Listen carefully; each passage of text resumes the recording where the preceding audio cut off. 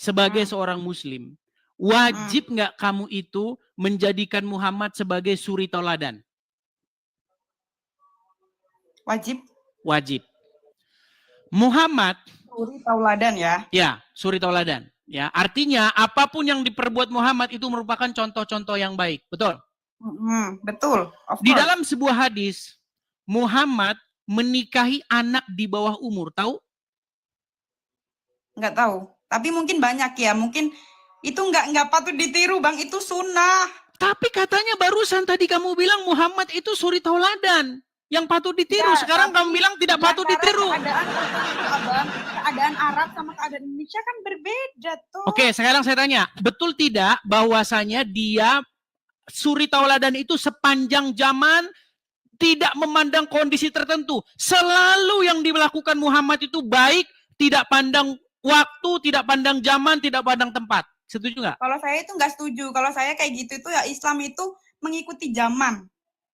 Berarti tidak cocok lagi Muhammad dijadikan suri tauladan? Dalam hal-hal tertentu. Kalau Anda nggak punya duit terus Anda mau poligami lah gimana? Loh, di dalam Al-Quran, laki-laki muslim itu berhak boleh mencari-cari istri dengan hartanya. Boleh asal dia mampu. Iya, berarti, ya contoh nih gini Dian. Saya muslim nih, saya ustadz nih. Oke? Saya jalan-jalan ke ke puncak, ketemu sama kamu. Dengan uang yang saya punya, bisa nggak saya jadikan kamu sebagai istri saya lagi? Kalau saya nggak gampangan, nggak mau. Bukan, menurut ajaran agama Islam, dengan uang yang saya punya, saya bisa mencari istri-istri kemana saja saya mau. Tergantung wanitanya, kalau saya sih nggak mau. Bukan, aduh ini nggak nyambung ini si Dian ini. Gini loh, sayanya boleh nggak di dalam agama Islam itu mencari istri-istri dengan uang saya? Tergantung Anda, kalau Anda mau, ya terserah Anda. Bukan, ajaran agama Islam membolehkan itu nggak? Enggak. Aduh, saya tunjukkan ayatnya gimana? Mau saya tunjukkan ayatnya? Ya silakan. Baik, saya tunjukkan ayatnya. Aduh, sayang ini. Si Dian ini cantik-cantik tidak mengerti ajaran Indonesia. Aduh, sayang sekali nih teman-teman. Sebentar ya. Nih. Ampun Bang Itu Pakar. ada di dalam surat An-Nisa. Sebentar ya. Kita bukakan surat An-Nisa. Bentar, An-Nisa 24 ya. Bentar. Kita tunjukkan ayatnya. Luar biasa ini Anda ini tidak mengerti ajaran agama Islam. Ampun Bang Pakar.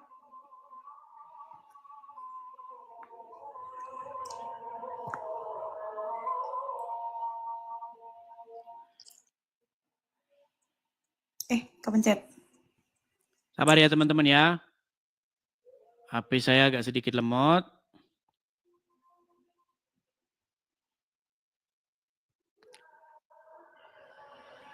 Sabar teman-teman ya. Jadi selama ini tidak pernah dengar itu ya? Enggak, gimana? Tidak pernah mendengar itu. Baik, kita bukakan surat An-Nisa ayat yang ke 24. Kita bukakan surat An-Nisa ayat ke-24. Saya tampilkan di sini, saya balikkan dulu layar saya ya. Nih, ini ya suratnya An-Nisa ayat yang ke-24. Perhatikan. Dan diharamkan juga kamu mengawini wanita yang bersuami kecuali budak-budak yang kamu miliki. Oke? Sebagai ketetapannya atasmu. Dan dihalalkan bagi kamu selain yang demikian itu mencari istri-istri dengan hartamu untuk dikawini, bukan untuk berzina. Maka istri-istri yang telah kamu nikmati, maksudnya disetubuhi, di antara mereka berikanlah kepada mereka maharnya dengan sempurna sebagai suatu kewajiban. Dan tiadalah mengapa bagi kamu terhadap sesuatu yang telah kamu saling merelakannya sesudah menentukan mahar itu. Sesungguhnya Allah Maha mengetahui, Maha bijaksana. Perhatikan, fokusnya di sini nih, ya. Perhatikan ya. Dan dihalalkan bagi kamu selain yang demikian itu mencari istri-istri dengan hartamu. Jadi seorang laki-laki muslim dengan harta yang mereka miliki, boleh nggak mereka mencari istri-istri? Boleh. Boleh. Ya kan terserah orangnya, kalau dia punya duit nggak apa-apa. Iya makanya, ini bukan masalah itu, tapi boleh kan? Boleh, Boleh kan? tapi aku nggak mau. Nah masalahnya karena kamu tidak mau mengikuti ajaran Al-Quran. Padahal, biasa aja. loh begini Dian, gini. Saya tahu di dalam hati nuranimu, kamu nggak mau diperlakukan seperti itu. Menurut ajaran agama Islam, boleh nggak perempuan itu dikasari, istri itu dipukul, boleh nggak? Nggak boleh. Boleh, gimana? Boleh, ada ayatnya. Ada ayatnya di mana seorang suami itu boleh memukul istrinya. Mau saya tunjukkan ayatnya? Nggak usah. Nggak boleh. Oke, gini, makanya maksudnya begini. Salah satu diskusi lintas agama ini, Dian, kita itu memperbandingkan Injil dengan Al-Quran. Ajaran Muhammad dengan ajaran Yesus. Iya, boleh, di dalam Bang. Injil. Tapi abang terlalu fokus ngejelekin Islamnya tuh. Aku yang nggak terima itunya. Saya nggak jelekin, Dian. Saya hanya mengatakan apa yang... Dian, saya nggak menjelekkan. Saya mengatakan apa yang tertulis di dalam literatur Islam. Muhammad menikahi anak di bawah umur, namanya Aisyah.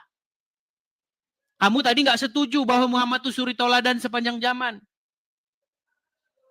Enggak, dalam beberapa hal mungkin iya. Dalam hal yang kayak gitu, aku kurang setuju sih. Iya, berarti Muhammad nggak sempurna kan? Nggak ada manusia sempurna. Iya. Coba di dalam Al-Quran, siapa manusia yang suci? Nggak ada yang suci. Lu ada ayatnya dalam Al-Quran. Satu-satunya manusia yang suci di dalam Al-Quran itu adalah Isa. Emang iya?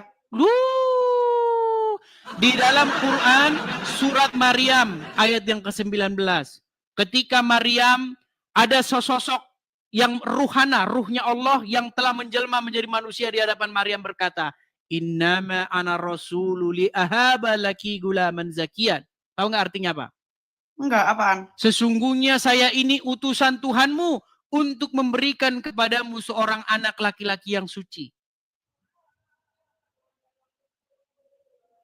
Jadi yang suci itu menurut Al-Quran adalah Isa. Emang iya? Makanya dia belajar agama Islam. Contoh. Yesus tidak pernah di dalam hidupnya membawa-bawa golok, membawa-bawa pengikutnya untuk menjarah. Nggak pernah ada. Muhammad, Anda tahu berapa kali dia melakukan peperangan? Anda tahu ghanimah? Harta rampasan perang? Itu bukannya untuk ini ya, berperang melawan kebatilan ya? Berperang melawan kebatilan, apakah dengan cara mengambil harta mereka? Nggak tahu, kalau mengambilnya nggak tahu. No. Abdul Somad itu pernah menghitung harta rampasan perang yang didapat oleh Muhammad. Anda tahu berapa jumlahnya? Tapi kan itu juga buat rakyat-rakyatnya. Buat rakyatnya dari mana? Emang dimakan sendiri? Abangnya nih. Gini, tapi gini Dian, kita jangan yang tinggi-tinggi lah, nanti saya khawatir kamu nggak nyambung.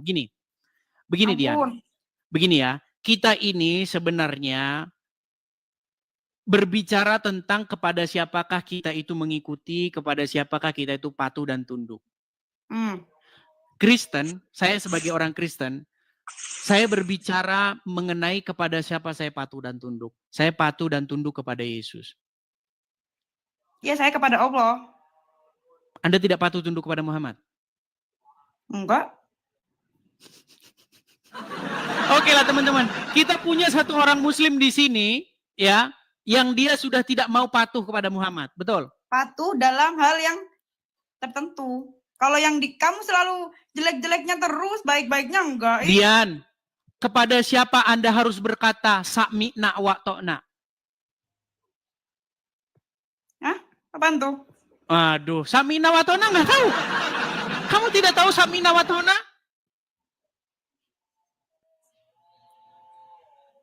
Apaan? Berat sudah. Selama jadi orang Islam nggak pernah tahu sami'na wa ta'na. Pernah dengar?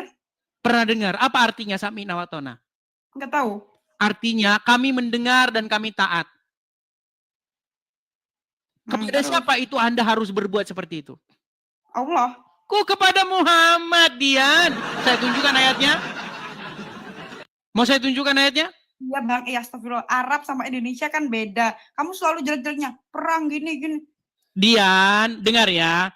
Seorang muslim itu wajib hukumnya patuh tunduk kepada seorang manusia yang bernama Muhammad. Ya. Iya, buat hal-hal tertentu. Baiknya tuh banyak banget loh Bang. Kalau nggak ada Nih, saya Muhammad, nggak ada tunjukkan Al-Quran. ayatnya kepada kamu Dian ya. Aduh, bagaimana sih kamu Dian? Dian, masa kamu menjadi orang Islam tidak tahu begini-begini ya? Nih, saya tunjukkan ayatnya. Di dalam Al-Quran, nih, Anda harus sami'na wa ta'na kepada Muhammad. Aduh, sebentar ya. Terjemahan. Nih. Itu ada di dalam surat An-Nur ayat 51 ya. An-Nur ayat 51 artinya. Nih. Saya balikkan kamera saya dulu ya Dian ya. Nih. Lihat nih. Apa dikatakan di sini Dian? Sesungguhnya, coba baca. Jawaban orang-orang mukmin bila mereka dipanggil pada Allah dan Rasulnya agar Rasulnya. Iya, jika mereka dipanggil kepada Allah dan Rasulnya agar Rasul menghukum, menghadili di antara mereka ialah ucapan Kami apa? mendengar dan Kami patuh. mendengar dan kami patuh. Jadi kepada siapa Anda mendengar dan patuh? Allah dan Muhammad. Kalau Allah kata dan itu. Muhammad. Jadi nggak bisa Allah doang Dian. Allah dan Muhammad terus. Makanya di masjid-masjid pun nama Allah dan Muhammad selalu berdampingan, nggak bisa terpisahkan. Saya kasih contohnya lagi nih. Nih ya, di dalam masjid, nih ini Allah, Muhammad, ini Allah. Nih sebentar, kurang besar gambarnya, sabar ya. Nih, saya kasih gambar yang lebih besar. Di dalam masjid-masjid pun nih, ini siapa? Muhammad. Ini Allah. Jadi kepada siapa umat muslim itu patuh, taat dan mendengar? Kepada keduanya. Nggak bisa kepada Allah doang atau kepada Muhammad doang. Kepada keduanya. Kan Muhammad yang menuntun kita agar ajaran-ajarannya Allah itu masuk. Baik. Muhammad itu utusan, Bang, utusan. Muhammad menuntunmu. Oke, ini saya catat nih Dian. Utusan, la ilaha illallah, utusan. Muhammad menuntunmu ya. Seperti utusan. Saya juga, seperti kami orang Kristen. Yesus yang menuntun kami. Iya, sama kan? Oke, sekarang begini. Muhammad ada di mana? Di Arab. Di mana? Di kubur, betul nggak? Nggak Isa ada di mana? Sebelum kita naik ke situ, saya tanya dulu. Muhammad ada di mana? Di kubur, betul? Iya, kalau sekarang di kubur. Oke, berarti Anda dituntun oleh mayat dalam kubur, betul? Enggak. Bang, ada yang namanya hadis, ada yang namanya hadis sofi, ada yang... Sekarang saya tanya, Muhammad menuntun orang Islam, betul atau salah? Betul. Muhammad sudah meninggal, betul atau salah? Betul. Berarti orang Islam dituntun oleh orang yang sudah meninggal dalam kuburan, betul? Sebelum-sebelumnya. Pas dia hidup kan pernah hidup juga. Dia sekarang tahun 2025. Ya. Benarkah sampai detik ini Muhammad menuntun orang Islam, penuntun orang Islam? Betul. Betul. Muhammad sudah meninggal dalam kubur, betul? Betul. Berarti umat Islam dipimpin oleh orang yang sudah meninggal dalam kuburan, betul? Iya, tapi kan dulu-dulunya sanad-sanadnya masih ada, Bang. Nah, begini Dian, bedanya kita begini.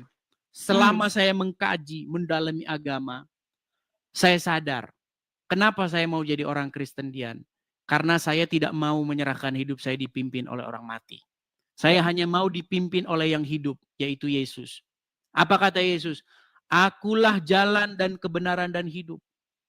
Makanya dipimpin datang kepada Yesus. Pemimpin yang sejati itu adalah Yesus yang memimpin kita kepada hidup. Bukan orang dalam kuburan dia.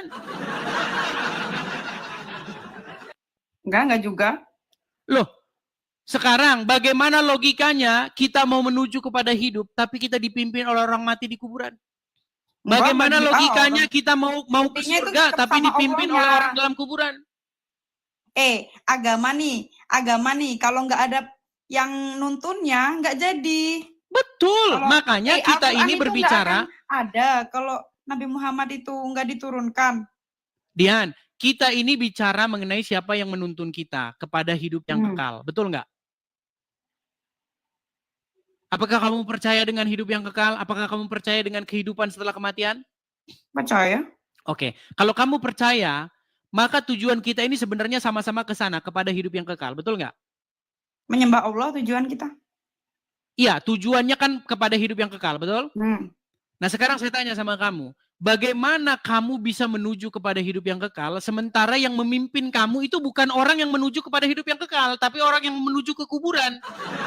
Enggak, nanti kan ada ketemu Nabi Muhammad juga di sana. Dian, Muhammad itu di dalam Al-Quran tidak tahu apa yang akan diperbuat terhadap dia, dan juga terhadap pengikutnya.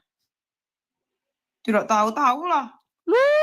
Ini makanya masih pantasan kamu masih jadi orang Islam, ya. Nih, saya sampai tunjukin ayatnya. Sampai mati pun Islam. Gimana? Sampai mati pun Islam. Iya, ini bukan masalah. Iya, memang namanya sekarang kan kamu namanya sekarang kan belum. Gini loh, Dian, memang nggak semudah itu. Belum, nggak mau. Nggak semudah itu memang, tapi kan lama kelamaan nanti kan kamu juga mengerti. Masih lama kelamaan nggak mau. Ya, karena sekarang kan kamu belum tahu. Coba nih, Dian. Apa di sini dikatakan? Katakanlah, aku bukanlah Rasul yang pertama di antara Rasul-Rasul. Dan aku tidak mengetahui apa yang akan diperbuat terhadapku dan juga terhadapmu. Jadi Muhammad tahu nggak apa yang akan diperbuat terhadap dia menurut ayat ini, Dian? Di hari akhir. Coba ya, Dian ya. Katakanlah, kul. Ya, aku bukanlah Rasul yang pertama di antara Rasul-Rasul. Dan aku tidak mengetahui apa yang akan diperbuat terhadapku. Dan pula terhadapmu. Ini Muhammad nih. Nggak tahu dia apa yang akan diperbuat terhadap dia. Tergantung amal masing-masing. Tergantung amalnya masing-masing. Bukan begitu juga, Dian. Bukan begitu, ya iya begitu. Anda tahu cerita bagaimana ketika Muhammad ditanya apakah dia pasti masuk surga atau tidak? Kenapa? Iya terus. Ketika Muhammad ditanya apakah dia masuk surga atau tidak, apa jawaban dia? Tahu nggak? Nggak, apa tuh? Nah. Kan kakak yang lebih tahu agama Islam. Gini aja dah, gini.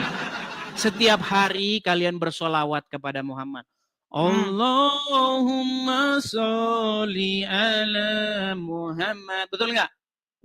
Apa artinya itu? Ya memuja-muja Nabi Muhammad. Terus gimana?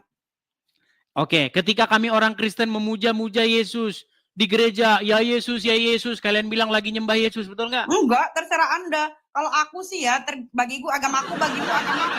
Enggak, Dian, kita bukan ngomongin itu loh. Kita ini ngomongin Enggak, aku tuh fokus itunya. Aku udah agama Islam, ya udah agamaku tenang. Kakak juga agama kakak aja, udah fokus sama agama kakak. Berbagi kebaikan dengan dalil-dalil agama kakak. Saya setuju dengan kamu, tapi mustahil kamu menjadi baik di detik yang sama kamu jadi Islam.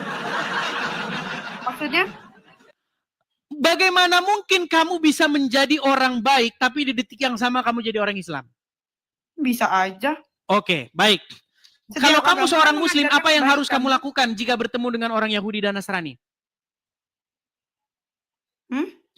Tadi kan kamu bilang, Dian, kita ini sama-sama jadi orang baik saja, ya kan? Saya Islam, saya berbuat baik, kamu Kristen, kamu berbuat baik. Nah, saya setuju dengan kamu. Masalahnya begini, kalau kamu mengikuti agama Islam, kamu nggak mungkin bisa jadi begitu. Nih, saya tunjukin sama kamu ya. Nih, saya bisa loh. Karena kamu tidak melakukan ajaran agama Islam. Seperti tadi barusan masuk kamu bilang, Assalamualaikum sama saya. Padahal itu bukan ajaran agama Islam.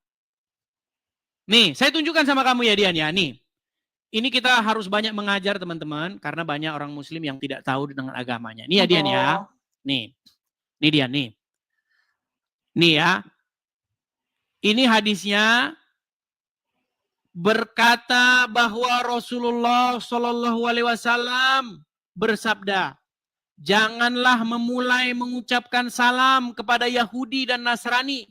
Jika kalian bertemu dengan mereka di jalan, maka persempitlah jalan mereka. Saya tambahin lagi hadisnya. Nih, ini banyak hadisnya ya. Jadi intinya ketika kamu bertemu dengan orang Yahudi atau orang Nasrani di jalan, kamu harus mendesak mereka itu ke jalan yang sempit. Jika kamu seorang Muslim. Sekarang saya tanya sama kamu Dian, bagaimana mungkin kamu bisa menjadi seorang Muslim tapi di detik yang sama kamu ngelawan Muhammad? Ngelawan. Oke, sekarang kalau kamu ketemu dengan orang Yahudi atau Nasrani, apa yang harus kamu lakukan? Bang, hadis itu ya ada yang sahih, ada yang enggak, macem-macem Bang. Oh, ada yang jadi mau palsu-palsuin hadis nih. Enggak malsuin ya, ngasih tahu. Oke, sekarang saya tanya sama kamu, sebagai Bang, kamu banget ngejat nih ketika kamu jadi orang Islam, kalau kamu ketemu orang Yahudi dan Nasrani, kamu harus berbuat apa? Ya udah diem dah, berarti kan yang nonton juga Bukan banyak yang Islam. diem, Dian. Kamu kalau ketemu Yahudi dan Nasrani, harus kamu desak mereka itu ke jalan yang sempit.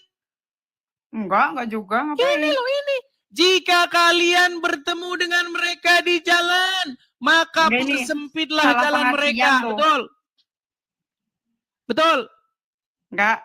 Salah pengertian tuh. Dia melawan ajaran agamanya sendiri. Aduh Dian. Yang penting bagiku agamaku, bagimu agamamu. Udah Bang, intinya. Masalahnya begini Dian. Kamu mengklaim dirimu sebagai seorang muslimah. Enggak mengklaim. Enggak juga. Oke. Kalau kamu seorang muslimah yang sejati, apa yang harus kamu lakukan jika bertemu dengan Yahudi dan Nasrani? Hah? Ya udah dia nggak tahu kan? Menyapa tuh. Nggak boleh.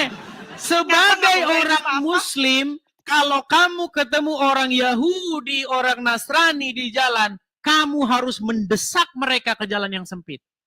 Sesuai dengan ajaran Muhammad. Makanya saya bilang Dian, nih saya punya background bagus nih. Saya punya background bagus, sebentar nih. Nih ya background saya nih. Backgroundnya kebanyakan jelek-jelekin Islam mulu. Mustahil seseorang menjadi Muslim, tapi di saat yang sama tidak memusuhi Yahudi dan Nasrani. Mustahil. Bagaimana kamu Islam tapi kamu nggak memusuhi Yahudi dan Nasrani? Enggak, kalau aku dalam hal kemanusiaan sih ngapain? Makanya itu Dian, di hatimu sebenarnya bukan Islam lagi. Enggak, Islam. Di dalam Al-Quran, nah, lari sih dia. Aduh.